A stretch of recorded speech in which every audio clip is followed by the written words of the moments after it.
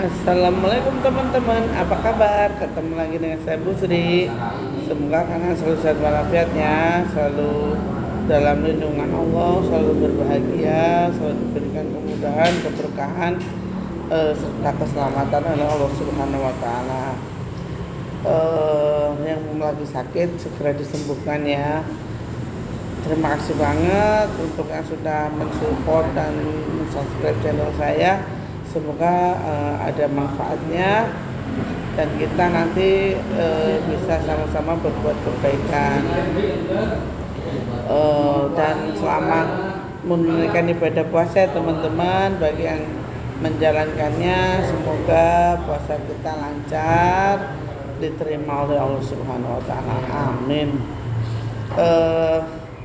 Ketemu lagi masih dengan cerita yang sama, cerita mistis, cerita misteri, pengalaman pribadi, di mana pengalaman ini terjadi pada saya dan mungkin banyak hal yang di luar nalar yang tidak bisa dijelaskan dengan kata ya teman-teman.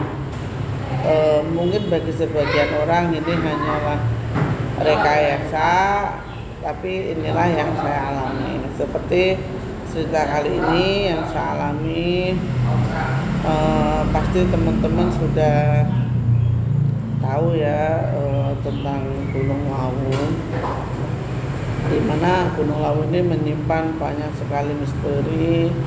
Dan Gunung Lawu ini adalah salah satu gunung yang bernyawa. Kenapa disebut bernyawa teman-teman? Karena di Gunung Lawu sendiri ini teman-teman, jadi apa yang ada di hati kita itu biasanya akan terwujud gitu loh. Kalau kita niatnya baik, ya alhamdulillah akan lancar. Kalau niatnya jahat, niatnya tidak bagus, pasti kita akan menemui hal-hal yang tidak baik juga selama pendakian gitu teman-teman. Dan kali ini saya akan menceritakan sebuah kejadian mistis di mana yang saya alami itu adalah waktu sebenarnya ini bukan sengaja mendaki teman-teman, bukan sengaja mendaki. Jadi waktu itu saya dari tempur yang di daerah Blumbang itu, jadi saya ke Blumbang terus berlanjut ke Pringgondani teman-teman. Nah di Pringgondani ini ada salah satu tempat di mana Pringgondani ini adalah adanya sendang songo, sendang pitu teman-teman, sendang pitu, maaf saya lupa, sendang pitu. Jadi biasanya orang malah berkah itu di situ. Nah, jadi daerah Blumbang ini teman-teman, saya sama teman-teman ini setelah dari Pringgondani kita itu pengennya kok sudah di sini kok sayang ya kalau tidak sampai ke puncak. Akhirnya kita sepakat ya udahlah, kita berangkat dari Blumbang aja ke puncaknya gitu. Terus setelah kita melakukan ritual di Pringgondani, mandi, kungkum, serta ibarat kata tuh kalau orang Jawa itu jamasi gitu ya teman-teman. Jamasi kita lanjutkan ke Gunung Lawu. Nah, perjalanan di Gunung Lawu ini kalau dari Blumbang ini memang jarang orang mendaki dari situ karena bukan jalur pendakian. Kita di situ pun diantar sama warga kampung situ teman-teman.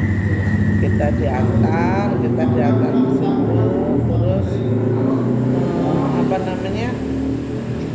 kita ambilnya pagi jam 7 itu mulai mendaki. Itu suasana masih kabut, masih dingin-dinginnya, Tapi syahdu teman-teman, syahdunya itu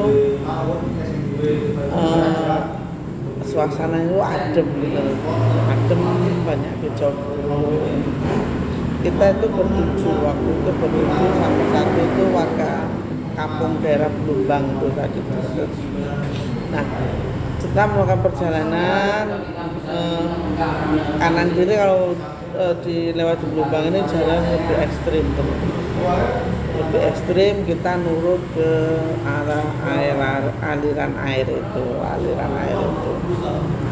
Nah, sampai saya tuh dikasih tahu sama bapak ini loh mbak, yang ini aliran air ini sama mbak waktu itu yang mbak ceritain, yang namanya Purwanto itu dia meninggalnya di aliran air ini mbak.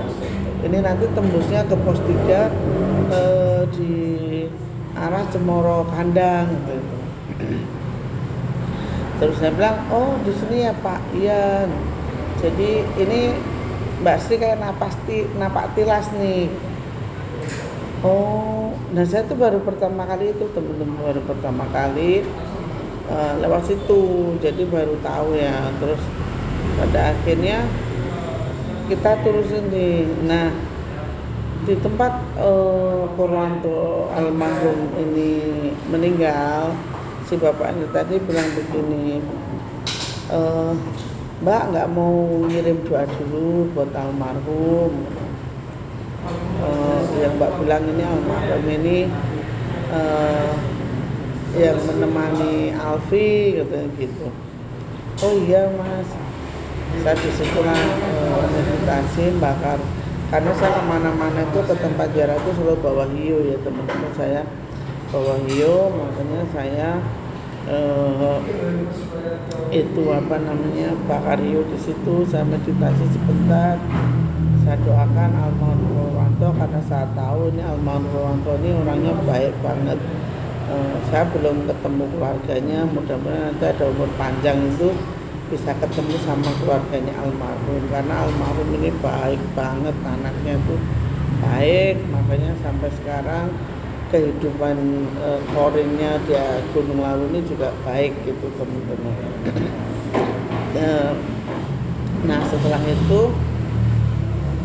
kita berdoa itu kan jalan kita memang nanjak terus ya teman-teman, tapi seger-segernya tuh dekat sama air teman-teman, dekat sama air. Terus setelah itu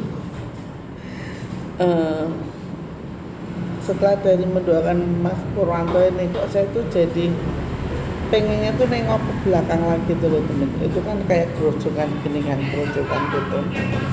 Terus akhirnya saya pengen nengok ke belakang. Nah,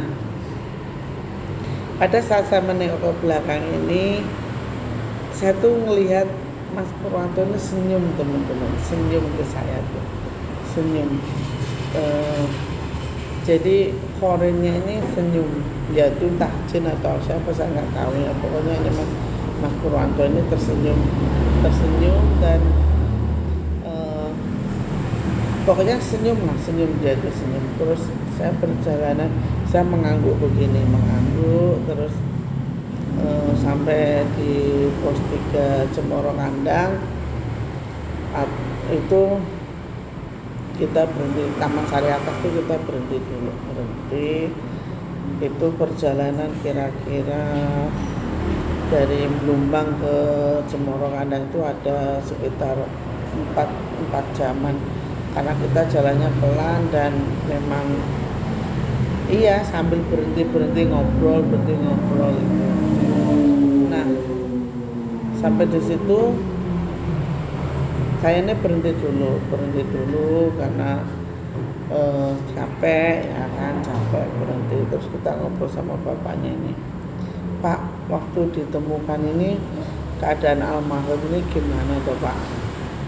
Oh kalau saya tuh nggak ikut pencarian loh Mbak, cuman kata tim SAR itu memang sudah sekian lama, kata seminggu, mungkin ya 7 hari apa 6 hari gitu Mbak. Oh Mbak. Terus kalau Mbak Sri itu ketemu sama almarhum Mas Purwanto itu gimana Mbak? Kan gitu. Saya tuh ketemu itu sama Alfi Pak. Jadi Mas Purwanto ini bersama dengan Mas Alfi. Jadi Mas Purwanto ini Pak beda kalau orang tuh keadaan posisi tidak bagus itu pasti di alam sana itu dijadikan Pak yang kerja itu loh Pak, saya bilang itu. Jadi di sana itu foreign yang mohon maaf tidak bernasib bagus, mungkin dia ada kesalahan atau apa itu mohon maaf itu di Gunung Lawu itu dijadikan pesuruh teman-teman. Ada yang disuruh ngangon, ada yang disuruh nyapu kayak gitu. Jadi kehidupannya itu sama seperti kehidupan ini manusia biasa. Dan saya tahunya kok Mbak Sri tahu kalau ini almarhum Purwanto ini sudah meninggal. Terus saya bilang beda Pak, kalau Mas Alfi itu dia masih kelihatan seger dan agak panas, badannya itu panas. Waktu saya peluk Mas Alfi itu panas Pak badannya. Kalau Mas Purwanto ini udah dingin, dia pun diajak salaman tuh nggak mau, dia cuma diem nggak berkata-kata, saya bilang gitu. Oh seperti itu. Lah terus yang Lawu sendiri bilang gimana Mbak? Ya yang Lawu cuma berkata bahwasanya karena dia ini orang baik maka akan selalu menolong pendaki Pak, dia akan menolong. Nah kalau masalah jin atau koren itu setiap manusia, rohnya manusia itu ketika dia meninggal akan kembali ke Allah ya, dalam genggaman Allah Subhanahu wa taala. Jadi roh manusia ini akan kembali ke genggaman, digenggam sama Allah itu dua hal, dia ketika tidur dan sudah meninggal. Jadi yang ada di dunia ini hanyalah korin atau jin pendampingnya teman-teman, jin pendamping. Nah yang itu yang kadang menjadi perdebatan itu seperti itu. Orang yang percayakan jin korin dia akan mempercayainya. Kalau yang tidak, ya tidak akan percaya teman-teman. Tetapi kita diwajibkan untuk mengimani yang gaib ya teman-teman. Ya percaya atau tidak itu tergantung kepercayaan masing-masing. Kalau saya percaya karena saya pernah mengalami, saya pernah melihat kan gitu. Nah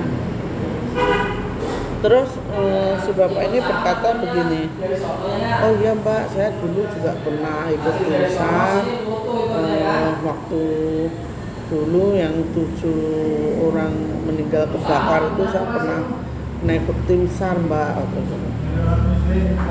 Terus gimana Pak itu posisinya? Aduh Mbak, kasihan banget Mbak. Ada yang gosong dan ada yang mungkin mati karena meninggal karena kena asap Mbak. Terus saya bilang gini, oh iya Pak, kalau yang itu mau ngambil orang pasti saya dikasih tahu, dan saat ini pun Gunung Lawu itu akan ngambil orang lagi, entah itu benar atau enggak, yang ini akan ngambil laki-laki. Jadi seperti itu. Makanya saya ingatkan waktu kemarin yang Lawu ngambil yang mahasiswa yang dari Semarang pun yang ngasih tahu saya, dan saya kasih tahu teman-teman saya yang pendaki yang di podcast akan disampaikan kan gitu. Pada akhirnya kan memang benar, dan yang pun dalam mengambil korban itu tidak serta-merta diambil gitu. Pasti pertama itu korban-korban di laut itu satu punya kesalahan, keduanya dia ada ikatan dengan kejadian di Pak Menjangan dan Bulak Peperangan teman-teman. Jadi antara keturunan Trah Tepu kan gitu. Nah setelah itu kita melakukan perjalanan, dan alhamdulillah perjalanan itu lancar, dan alhamdulillah juga saya sudah tahu di mana almarhum Purwanto itu meninggal. Semoga almarhum ditempatkan di sisi Allah yang terbaik, karena saya tahu almarhum adalah orang baik dan dia senyum pada saya.